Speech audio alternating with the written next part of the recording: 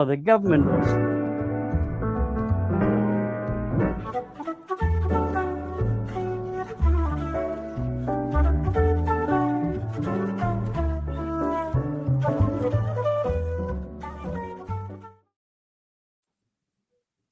Bienvenue. Welcome once again to Property Quorum, the show where we get property professionals to discuss topics of the moment. Andy Burnham, reform and everything else notwithstanding, and extreme heat. Let's get through this today. Of course, I have to introduce you once again to Hamish McClay of Search Convey, man who helped start this. Our tame legal eagle, Zara Olibocus of Nexa Law, and Silas J. Lees, social commentator, property specialist, and owner of what's the Maverick Movement. Good Lord. Less said about that, the better. But we should also talk about WigglyWam, one of the best property specialist websites available. Please do go and check out WigglyWam. But start us off today. Let's talk about what the topic is. Today's topic is the reform returns. Good Lord, does it indeed? And to start it off, Hamish McClay. Well, good morning to you all. I trust many of you can actually enjoy the weather. I know some of us sort of suffer with the heat. Some of us enjoy it. I happen to enjoy it. Yes. See from the sunshine blistering through the woods behind me. Isn't that great? Anyway, lovely day, lovely weather, if we can take advantage of it. And I don't think many of us can take advantage from this announcement, really, from the HMCLG, the Ministry of Housing, Communities and Local Government, because unfortunately, under their umbrella now, there is just far, far too much for them to be able to sort of cope with. And the sad thing, too, is we don't necessarily know which specialists they are working with when they maintain that they are working with various people within the availability of data and all the rest of it.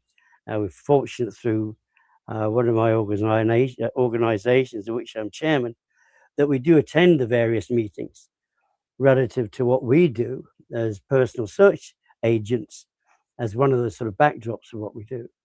And one of the challenges that we've actually sort of found that we get the same idea sort of coming through. It wasn't as apparent when home information packs arrived, but it's more as sort of apparent now that there's pressure on to try and actually remove the human element, because it's maintained it's the human element that slows things down. It's not the human element that slows things down. It's the interconnectability of that human element, because too many other things have cluttered up and got in the way. And the biggest challenge is the loudest noises being made out there are by really software providers and people of that particular nature. And if you look at some of the epic sort of projects that are going on, there's a project sort of 28 attempting to do things within 28 days, initiated by LAM. That who are they speaking to? And you look at the number of people who've actually signed up to Project 28, which I did the other day there. Again, NIPS are also members of that. But we looked at, and there didn't seem to be any representation from solicitors at all, from estate agents. And we've got a situation here that the government are trying to impose certain things on both estate agents and on solicitors. And they're trying to do it, I think, by bringing in some kind of regulation. But who are they going to be able to sort of help the most? Are they going to help the true professionals out there, like Zara, like sort of Silas? Well, not so much Silas now, because he's not working as an estate agent, but he's trying to support estate agents. So what benefits can we actually see at the moment from this particular announcement? Well, oh my goodness. What a way to start off the show. Silas, what are your thoughts? Well, good morning, Gareth. I have a lot of thoughts on this particular topic, and I'll just share a few of them to get the conversation started. Obviously, we had the announcement last week that the housing market is going to be reformed. Not quite yet. It's going to be in 2029, which is right on the cusp of the end of this current regime's reign in power. And then, of course, within 24 hours of the working week, we had the resignation of the Prime Minister. kind of throwing the government into chaos, kind of leading to a new leadership challenge, but ultimately inevitable. Ultimately inevitable. And what is interesting is if you looked at all the sound bites that were going on Thursday, Friday of last week, we had an apparent unanimity within the property profession across all sectors. Everybody's saying amazing changes here. Finally, the government's listening. The housing market's going to be better for everybody in a few years' time. And I thought this was quite interesting that not only was all this hullabaloo made around this announcement, but who was actually making those announcements and what was their vested interest in doing so. And one of the things that most don't realize is that the government has given significant sums of money, of taxpayer money, to some of these various bodies in order to fund research or try and find a way forward with the solutions to the current crisis, when a lot of these solutions already exist. That's the first point I want to make. And secondly, to follow up on what Hamish was saying, is that removing the human element from this process, in my mind, actually speaks to disaster. Yes, we can all benefit from AI. We're all using AI. We all see the power of AI. But AI is not on the ground understanding what's happening with local water and drainage searches. It's not on the ground understanding that if I go to a property in Stoke, for example, there's a very good chance if I walk across the concrete floor, it's bowing in the middle, and any other surveyor from out of the area is going to go, oh my God, this is a major problem. The house is falling down. And local surveyors will know that that's probably not actually a problem.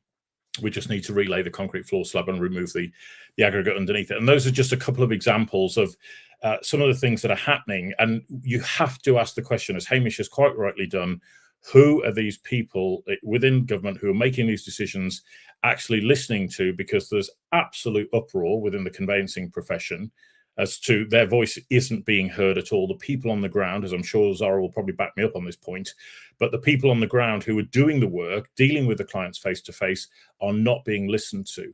And that's a problem when you're trying to reform a market as big as the British housing market. Zara, are people just not listening? That's absolutely correct what Silas is saying. The people who call themselves conveyancers that are whispering things, sweet nothings into the government ears, they are people who haven't been in practice for a long time. So they don't know the heartache and the pain that people go through. And it's not about shuffling information. They seem to make it about bits of paper to do with fences certificates, gas certificates. It's not about that. The heartache that I see is that, people haven't had proper legal advice. Let me give you an example. Shared ownership. People have entered into these agreements and not realised what it actually means. And just to give you an example, I've had a lady trying to sell her flat for the last 4 years, and it's just not shifting, because the way that the agreements work is that she has to sell for a valuation that random surveyors given the housing association, and the housing association is saying that if she doesn't cough up the difference, she can't sell it, she can't go to auction, and she's desperate to move. Another case I had last week, which I didn't realise, a lady contacted me to say, well, look, my flats in my area, shared ownership, 1-bedroom flats, they're all going on the portals. The housing association are ignoring the provisions in the lease to find her a buyer. They're just saying go to an estate agent. But her monthly rent is significantly higher than other flats in her area. Now, she bought in 2006. So, look, I'm not a financial expert, but I do understand compounding, which means that your rent gets added when it goes up, and it's calculated in a formula, it gets added on top of the next lot. So her rent is significantly higher than somebody else's. Lenders are now waking up to the fact that service charges are uncapped. So, regardless of putting all this information into a little box to shuffle along, it's still not going to help people enter into deals, because I speak to a lot of people that have no idea what leasehold is. I speak to a lot of people that don't understand service charges, and I've had it in writing from an estate agent that sellers told her that her service charges are only £200 a year. And I don't know what planet she was living on, but that didn't sound right. And when I looked at all the information, her service charges were actually £1,200 a year. So we've got this kind of thing going on where the estate agent is relying on information from the seller and not verifying it for themselves. So, you know, putting things into pretty little packages, I'm going to call it a Trojan horse. It looks fantastic. It sounds fantastic. The sound bites are all there, but the devil will be in the detail. My concern is that people will be asked to sign reservation agreements, and some of these companies out there are very litigious, and they will take you for all you've got just because you changed your mind. And the money is controlled by the estate agents. So if you decide to walk away, the estate agent keeps your money. I think estate agents need to change the way they price. Same with conveyancers. If they want people to look at their packs up front, you know, they have this in Australia. My sister is a qualified Australian lawyer. They have these disclosure packs, but they have a different legal system. They don't have leasehold. But you know, a lot of buyers won't go to a lawyer to have the information checked, and so they're left backpedaling within a short time frame to sort things out for people. Hamish, it seems to me, if I'm going to be mischievous about it, people should do more research before they start signing stuff off. But yet, Zara keeps telling us she tells them, she begs them to listen, and they end up taking no notice and just running roughshod because they're so keen to get the keys in the house. I think this is one of the sad aspects about it. What we can do is we can speed up an awful lot of things which are going on. I mean, Silas and I have been speaking about this for sort of quite a long time. We've actually carried out some interesting research, more so Silas, to show what actually sort of can be done. But all we can do is make sure of that initial data. There's so much more to it. And this is the challenge of this buying and selling process, that ours is unique in this country because of the complications of our law. They're different. Like, as people will say, oh, we ought to do what the Australians do. We ought to do what the Norwegians do. We ought to do what the Americans do. But there's a whole load of difference. They don't have properties like ours. There are various things that could actually be brought along. But interesting thing to say, that the last time we had this inertia, if you like, not from the MHCLG at that particular sort of time, but there was a Labour government in place, and they were the ones that initiated it, the upfront information. They called it home information packs. Hip, hip, hooray. And that was a complete and utter bloody shambles, that was, for an awful lot of reasons, because that let far too many people coming in just for the money. That was the one that brought we can get you quick searches. We'll get somebody on a motorbike and they'll just sort of jump around from all these different towns. They knew nothing about the properties they were gathering that information on. Yet there are people, qualified people out there, professionals.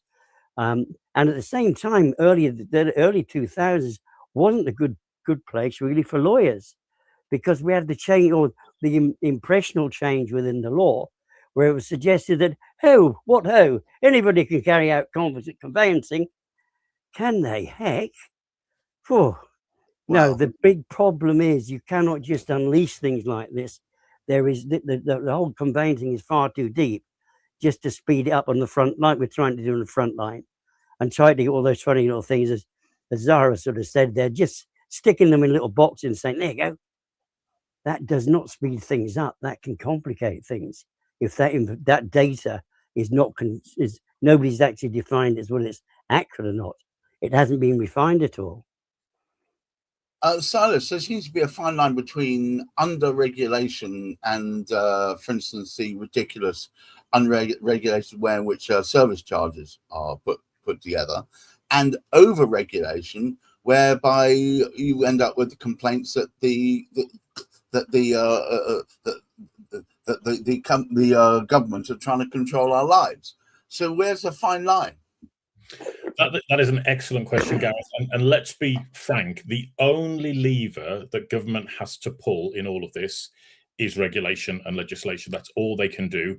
And what tends to happen is we end up with a number of bad actors who continually undermine the practice, the profession for the majority. Okay, and by doing so, you bring the whole market down. To my mind, this whole process can be sorted out with a little bit of tweaking on regulation. One of them being management companies and the speed at which they turn around information and the charges they're able to make as a result of that. Okay.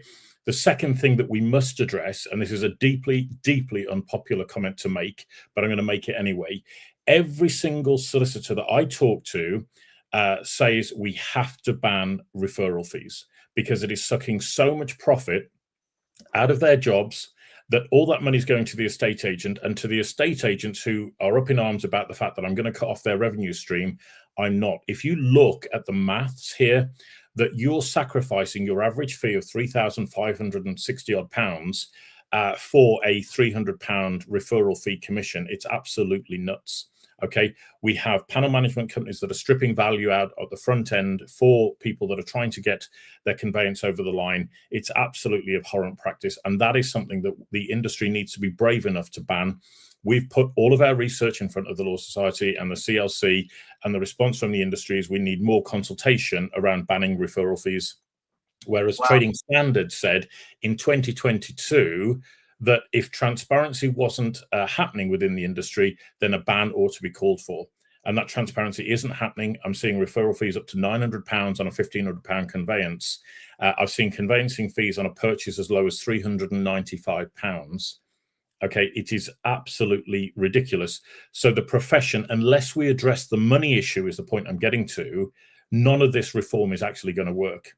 And you can put AI in, okay, as Zara has quite rightly made the point, if you put AI into a poor conveyancing process, you're just going to get more rubbish a lot faster. And that is the point that nobody seems to be addressing. I'll get off my soapbox now. Not at all. I see a comment that apparently I looked something straight out of the Hunger Games. Well, thank you very much. I'll take that as a compliment. All right, Zara, just following on some of the chats you've been saying to me in private chat and also in the green room. Regulators with no teeth are no regulators at all, right? Yeah. I mean, just look at the BBC Panorama programme, where a certain corporate estate agent was, caught about their double bubble and how much money they were, their business model is referral fees. And the lady rolled her eyes at me last week because there was a big announcement about, another portal, in conjunction with a major lender. And I'm just sitting there thinking, why would major lenders be hooking up with these guys when they have no integrity? And, I did suggest that, most of the work that they would be getting in would be farmed out to those paying referral fees. And I got a big eye roll. And it's kind of like, I don't care.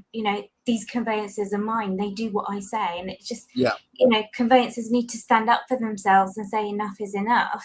It's not about estate agents losing money. We lose money too.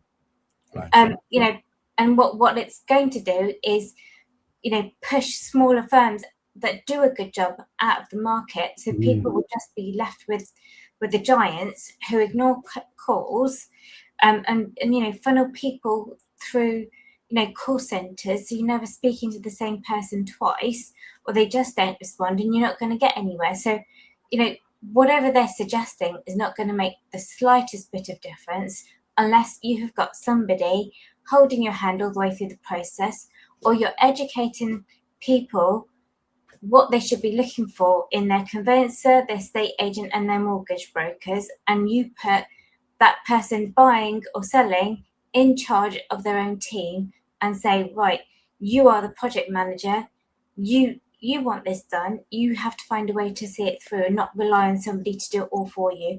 It's not going to get handed to you on a plate, which I think is what the government want to happen, is for people to do this and hand it out on a plate. But our job is to protect the public, and yet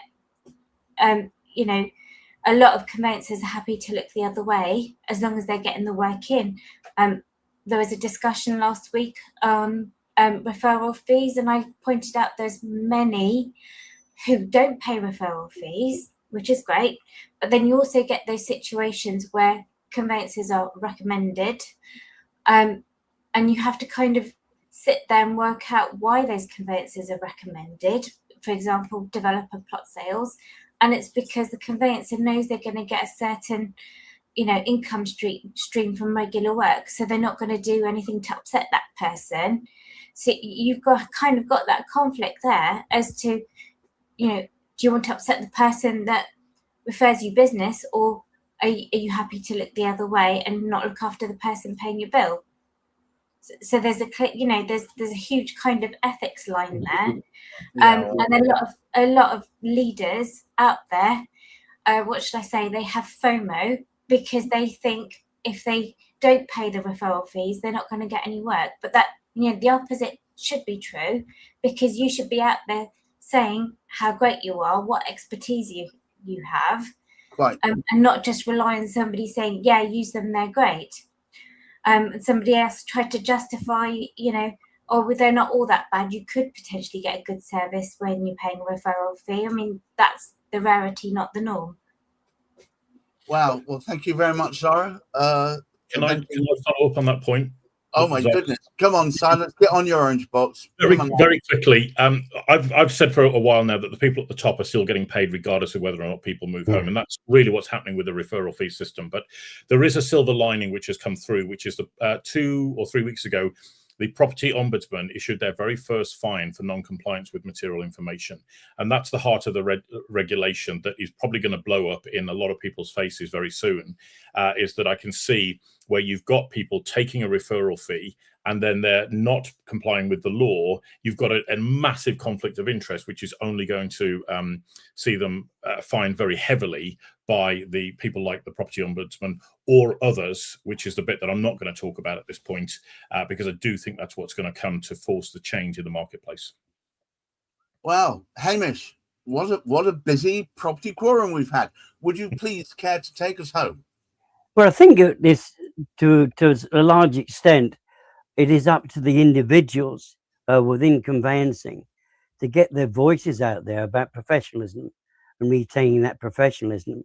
Because we're going right back to home information packs, which was very much part of my business when I was working earlier.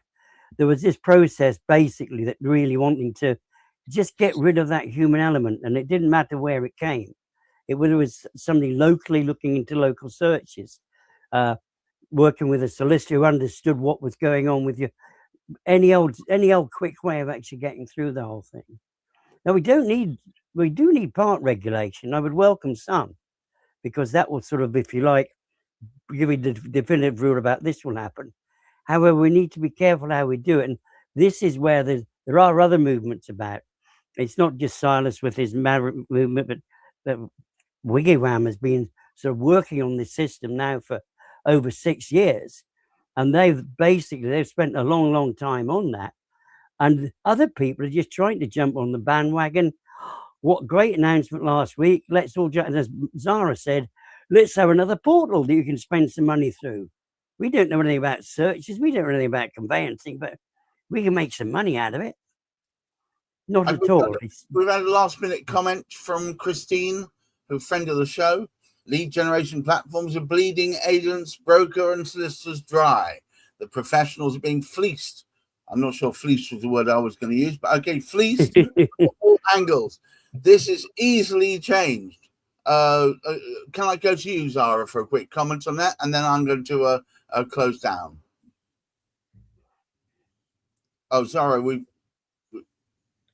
Sorry, yeah, we are being fleeced from all angles. But also people need to realise that home owners are being fleeced from all angles. It's not just about the buying and selling process. It's what happens during their ownership. We've got estate service charges on freehold and leasehold properties.